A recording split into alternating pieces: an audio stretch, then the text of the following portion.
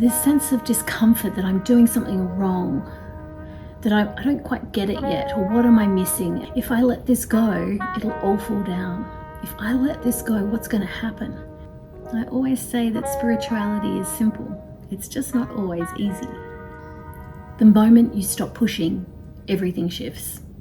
This isn't the episode I was planning on recording today, but something that I've been sitting with this week and watching and observing in myself is the ups and downs of my own emotions when things aren't quite going how I want them to.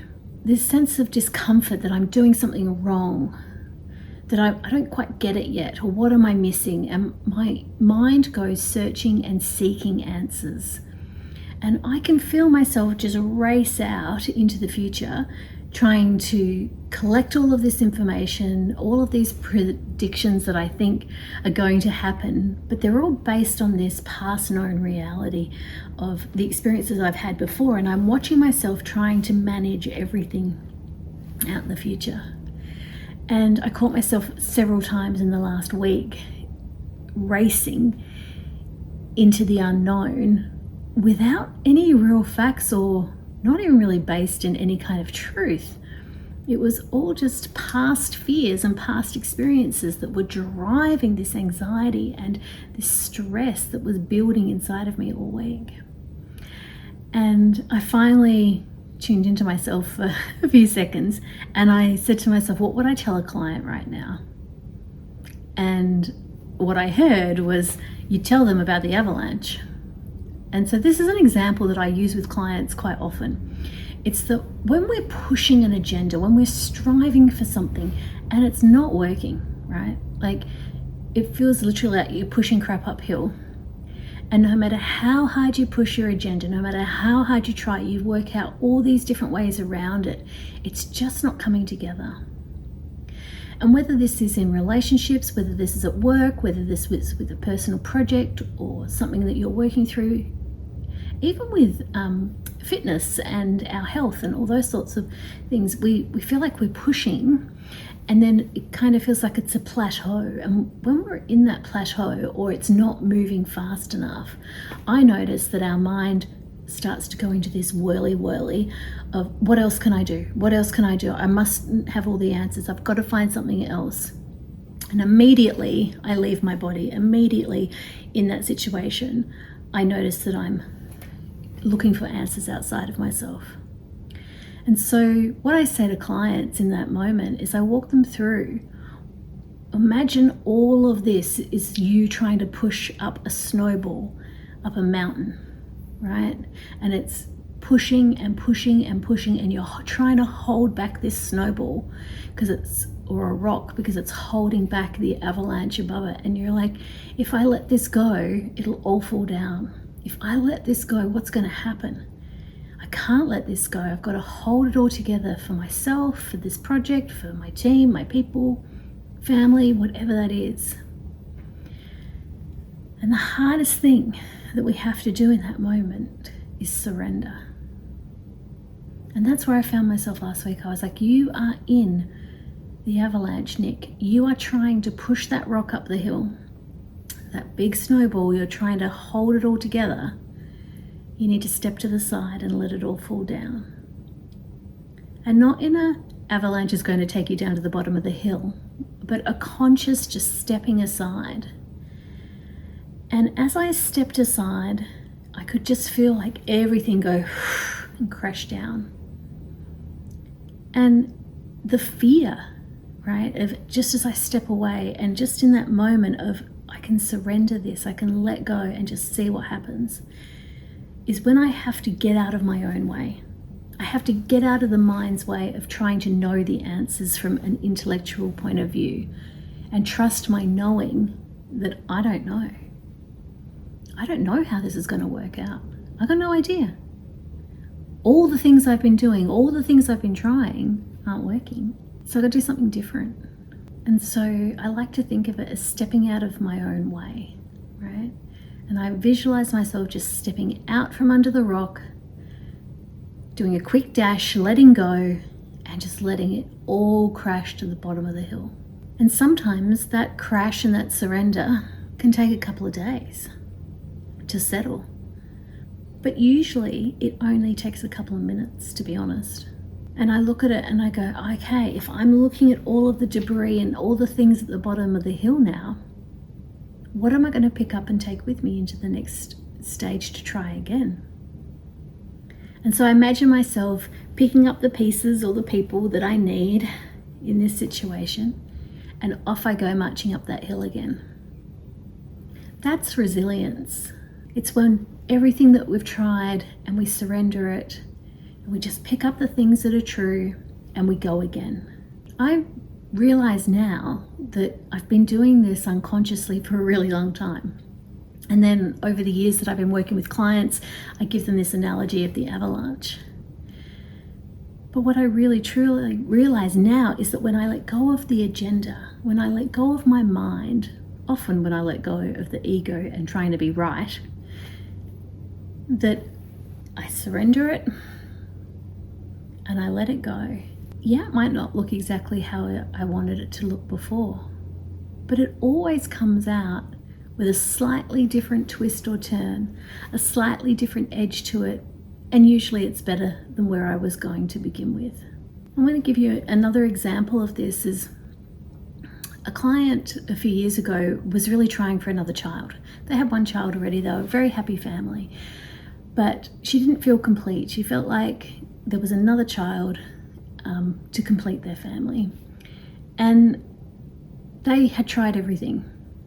They'd been trying everything naturally and IVF, and the gap between the children was getting bigger, and she was starting to panic. She was getting really anxious that they weren't going to be friends. These children were going to have too big an age gap, and that her happy family wasn't going to be complete. And the more she kept pushing and the more she kept trying and the more interventions she tried, the disappointment was crushing.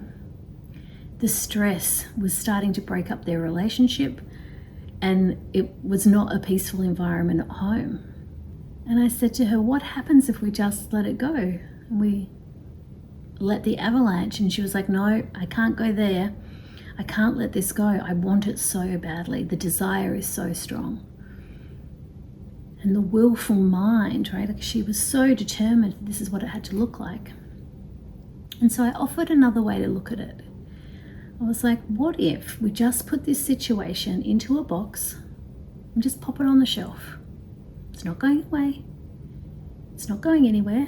It's not falling down the bottom of the hill. It's not crashing. You don't have to give it up in any way, shape, or form. You don't have to surrender this idea. We're just going to pop it on the shelf. You can take it down as many times a day as you want. You can look at it, but every time I want you to ask yourself, is there anything I need to do about this right now? Is there anything I can do to change it? Is there any decisions I need to make? And she was like, okay, let's give this a try. And in 2 weeks, she came back to me and she was like, oh my God, the stress. Like, I feel so different. It's like, yeah, I still want the same thing. I still want another child, like with all my heart. But that racy pressure, all the things of my mind trying to fixate on what can I do next? What can I try? What's the solution? Started to quieten. And as it became quieter, she could start to hear her soul and what was going on for her. And she had this image that she needed to go and see an acupuncturist. And a different acupuncturist than she'd been seeing before. Somebody had mentioned it in passing to her, and she'd been resistant because she'd tried that, been there, done that in the past. Anyway, she said to me, I just woke up, I called my friend, I got the referral, and I went to the acupuncturist. A few weeks later, they were pregnant. And that space of being able to drop things for a little while, to let God in, to let our soul in, to let whatever you see source as light into a situation, it can change everything. It can be the one tiny shift that makes all the difference. It can be the one piece of information that you couldn't see before or wasn't available to you. Because when we're fixated on the how it has to happen, when something has to happen, all of the detail, we can't let all of the magic in. And the magic is usually thousands of times better than what you could possibly imagine. the outcome that you want, the desire you want, when we let our soul in, when we let ourselves speak to ourselves for guidance, when we listen to our higher self, our guide, spirit, God, Buddha, Allah, whatever you see that as, when we start to just allow a little space between the fixation of the issue, what we want, what we desire, and how we imagine it has to show up. We just create a crack, leave the door open just a tiny bit, and the light comes in. And when we can surrender a little bit more and sit back in the body a little bit more and just allow, okay, let me just allow it to crash. Let me allow this to drop. Let me allow this to pause on the shelf for a moment. We're letting more light in. We're letting more wisdom and knowledge and knowing and opportunities to show up, and people, the right timing, the right places, right situations. So that's what I was going through this week too. I had an agenda. I was trying to push something that just wasn't working quite how I wanted it to. And it was moving, but not fast enough. And then you just let go for a minute. And the next piece of information arrived. The next hit of intuition arrived. The next piece of knowingness arrived.